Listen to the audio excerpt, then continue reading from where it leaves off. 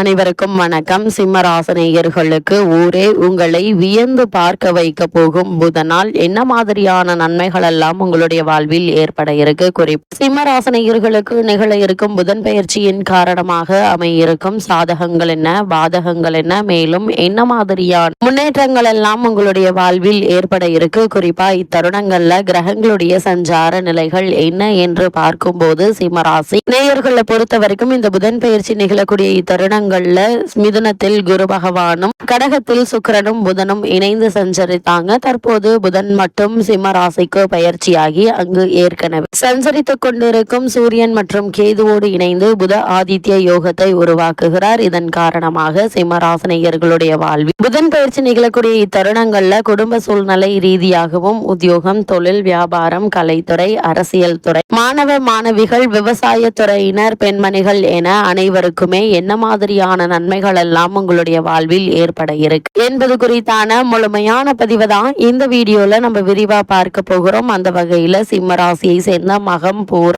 உத்திரம் முதல் பாதம் வரை உள்ள நட்சத்திரக்காரர்களுக்கு அடுத்த 7 நாட்கள் முழுவதுமே குடும்ப சூழ்நிலை ரீதியாக மேலும் என்ன மாதிரியான முன்னேற்றங்கள் எல்லாம் உங்களுடைய வாழ்வில் ஏற்பட இருக்கு என்பதை பார்க்கும் முன்னர் புதன் பகவானை பற்றி சற்று விரிவாக தெரிந்து கொள்வோம். அந்த வகையில் புதன் பகவானை பொறுத்தவரைக்கும் ஜோதிடத்தில் புதனை வித்தைக்காரகன், வித்யாக்காரகன் என்று சொல்வார்கள். மாதுளக்காரகன் என்று சொல்லும் வழக்கமும் உண்டு. அது மட்டும் இல்லாமல் பொன் கிடைத்தால் புதன் கிடைக்காது என்று சொல்வார்கள். அதாவது இந்த இடத்தில் பொன் என்பது செல்வத்திற்கான அதிபதி குருவை குறிக்கும். ஜாதகத்தில் குருவினுடைய பலம் இருப்பதை விட புதன் பலமாக இருக்க வேண்டும் என்பதையே சூட்சமமாக குறிப்பிட்டுள்ளனர். அந்த வகையில் கல்வி, கலை, வித்தைகளுக்கு அதிபதி புதன் கிரகம். எந்த ஒரு விஷயத்தையும் கண்ணால் பார்த்தவுடன் அதை கையால் செய்வதற்கு புதனுடைய அனுகிரகம் வேண்டும். கற்றவர்களுக்கு சென்ற இடமெல்லாம் சிறப்பு. நன்கு படித்தவர்கள் கை நிறை சம்பளம் வாங்குவதை கண்கூடாக பார்க்கிறோம். நம் வாழ்க்கைக்கு அடிப்படையான கல்வி செல்வத்தை வழங்குபவர் புதன் பகவான். அப்படிப்பட்ட புதன் பகவான் ஒரு விசித்திரமான கிரகம். ஏனென்றால் செவ்வாயை போலவே புதனும் இரு அதிபத்திய கிரகமாகும். ஜோதிட ஆச்சரியமாக மிதுனத்தில் ஆட்சி பெறும் புதன் ஆட்சி வீடான கன்னி உச்சம் பெறுகிறார். மீனத்தில் நீச்சம் அடைகிறார். அறிவு, ஞானம் இரண்டிற்கும் இவரே அதிபதியாகி படிப்பறிவு, பட்டறிவு இரண்டையும் மனிதனுக்கு உணர்த்துகிறார். விஞ்ஞானம், மெஞ்ஞானம் இரண்டிற்கும் காரணமாக திகழ்கிறார். இப்படிப்பட்ட புதன் பகவானை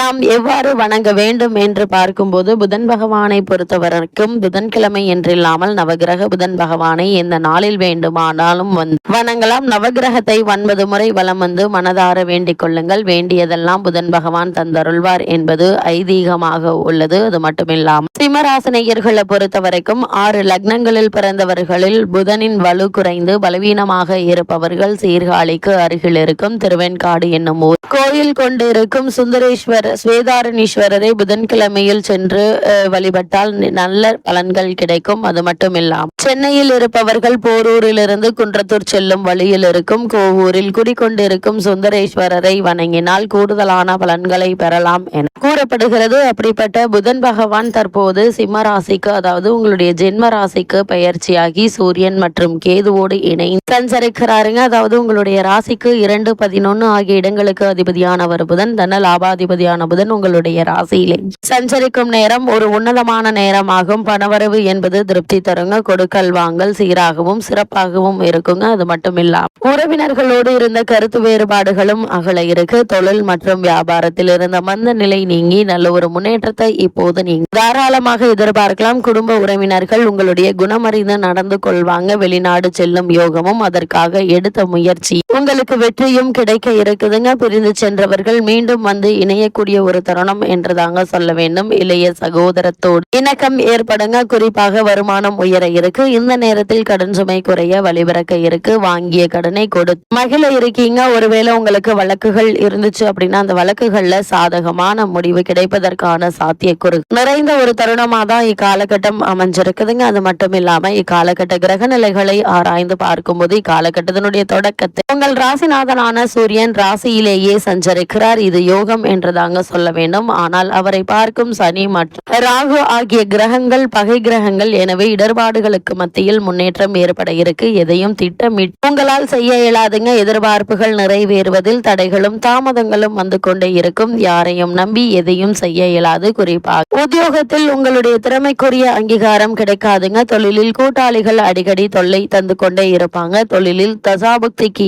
ஏற்ப தெய்வ வழிபாடுகள் திருப்தியான வாழ்க்கையை அமைத்து கொடுக்கும் என்பது கிரக நிலைகள் தெளிவாகவும் உறுதியாகவும் எடுத்து காட்டுதுங்க. அது மட்டும் இல்லாம சிம்மராசினியர்களை பொறுத்த வரைக்கும் 2 முக்கிய கிரகங்கள் குருவும் சுக்கிரனும் நன்மை தரும் அமைப்பில் இருக்கிறார்கள். குரு லாபஸ்தானத்திலும் சுக்கிரன் அயன சயனஸ்தானத்திலும் அமர்ந்திருப்பதால் ஓரளவு இனிமையான ஒரு தருணமாக தான் இந்த புதன் பெயர்ச்சி அமைய இருக்குது. பொருளாதாரத்தில் சிக்கல் இல்லாத வாரமாகவே இந்த புதன் பெயர்ச்சி காலகட்டம் அமைய இருக்குதுங்க. அது மட்டும் இல்லாம உங்களுடைய ராசியில் சூரியன் ஆட்சி பெற்று அமர்ந்திருப்பதால் எத்தனை சங்கடங்கள் வந்தாலும் அவைகள் உங்களுடைய சுய முயற்சியால் தீர்ந்துவிடும் என்பதுல எந்த ஒரு சந்தேகமும் இல்லைங்க. சனி சூரியனை பார்த்தாலும் அந்த சனியை குரு பார்த்தாலும் தீய பலன்கள் ராசிக்கு கிடைக்காது. எனவே வெற்றி பாதையில் செல்லும் வாய்ப்புகள் உங்களுக்கு அதிகரிக்க இருக்கு. அதற்காக துணிச்சலும் உண்டுங்க. ஜீவனஸ்தானத்திற்கு சூரியன் சுக்கிரன் 12 நேர் ராசியான கடகராசியில் இருப்பதால் வெளிநாடு சென்று பணியாற்ற வேண்டும் என்ற விருப்பம் உள்ள சிம்மராசினியர்கள் இந்த புதன் பயிற்சி நிகழக்கூடிய இத்தருணங்கள் அதற்கான முயற்சிகளை தற்போது நீங்கள் தாராளமாக முயற்சிக்கலாங்க. சிறு முயற்சியிலேயே உங்களுக்கு வெற்றி கிடைப்பதற்கான சாத்தியக்கூறுகள் நிறைந்த ஒரு தருணமாக தான் இக்காலகட்டம் அமைஞ்சிருக்குதுங்க. இருந்தாலும் கூட என்ன மாதிரியான விஷயங்கள்ல நீங்கள் சற்று கவனமாக இருக்க வேண்டும் என்று பார்க்கும்போது உங்களுடைய ராசிக்கு 2ஆம் இடத்தில் செவ்வாய் ராசியில் நெருப்பு கோளான் சூரியன் இருக்கிறார். அஷ்டமஸ்தானத்தை செவ்வாய் 7ஆம் பார்வையாக பார்வையிடுவது கவனத்தில் கொள்ள வேண்டுங்க. கடுமையான பேச்சுக்களால் துன்பங்கள் வரலாம். கூடுமான வரைக்கும் சிம்மராசினியர்கள் தேவையில்லாத வாத பிரதிவாதங்களில் ஈடுபட வேண்டாங்க. நீங்கள் உண்டு உங்களுடைய வேலை உண்டு என்றிருந்தாலே போதுங்க. அது மட்டும் இல்லாம சனி செவ்வாய் சாஷ்டாமகமாக இருப்பதால் வாகனங்கள்ல செல்லும் போது கவனமாக இருப்பது நல்லதுங்க. தற்போது உங்களுக்கு நடைபெற்று வரும் தசாபுக்திகள் சாதகமாக இருக்கும் பட்சத்தில் ஆடை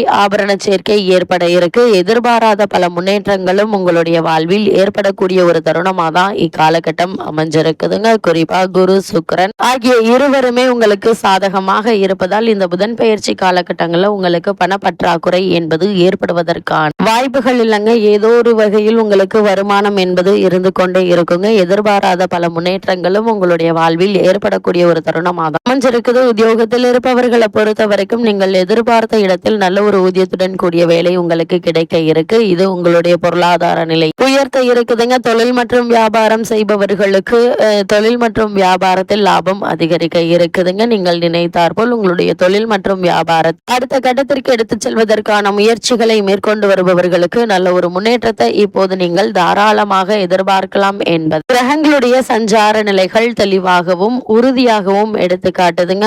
சிம்மராசினியர்களை பொறுத்த வரைக்கும் மாணவ மாணவிகளுக்கு உங்களுடைய விருப்பம் போல உயர்கல்வி அமைய இருக்குதுங்க. விவசாயத்துறையினரை பொறுத்த வரைக்கும் வயல் பணிகள்ல நல்ல ஒரு முன்னேற்றத்தை எதிர்பார்க்கலாம். சிம்மராசினியர்களை பொறுத்த வரைக்கும் இந்த புதன் பெயர்ச்சி நிகழக்கூடிய தருணங்கள்ல கிரகநிலைகளின் ரீதியாக கூறப்படும் பரிகாரம் என்ன என்று பார்க்கும்போது சனிக்கிழமைகள்ல அருகிலுள்ள திருக்கோவில் ஒன்றிலோ அல்லது உங்களுடைய வீட்டின் பூஜை அறையிலேயோ கூடுதலாக ஒரு பரிகார தீபம் மாலையில் ஏற்றி வருவது மிகச்சிறந்த ஒரு பரிகாரமா அமையுது.